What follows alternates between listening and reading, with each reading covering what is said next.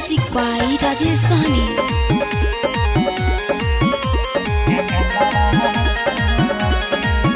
कहाँ जाई बेजुबान सा जंगलवा छोड़ के, कहाँ जाई बेजुबान सा जंगलवा छोड़ के।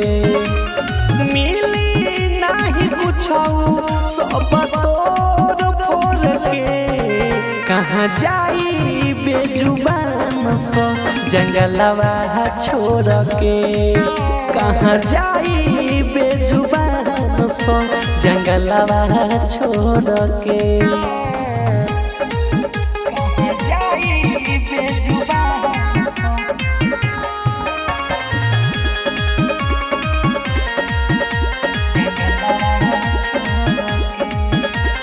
एकरो में जान होला एकरो में परान हो, काहे नाही करेला लोगवा एकनी परे हसान हो। ए भाई एकरो में जान होला एकरो में परान हो, काहे नाही करेला लोगवा एकनी परे हसान हो। भटके सब जानवर रोई अखिया के लोर से, कहाँ जाई बेजुबान सा जंगलवा छोड़ के, कहाँ जाई बेजुबान सा जंगलवा छोड़ के। कहाँ जाई बेजुबान सा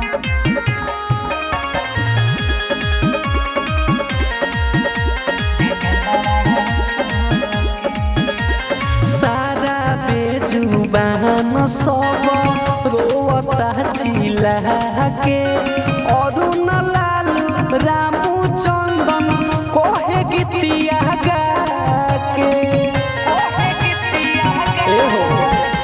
सारा बेजुबान सब रोवता चिल्ला के, अरुण लालू रूपेश रामू कोहे गीतिया गा के। सुने वाला नइखे कौनो एकनी के सोर के, कहाँ जाई बेजुबान सा जंगलवा छोड़ के, कहाँ जाई बेजुबान सा जंगलवा छोड़ के।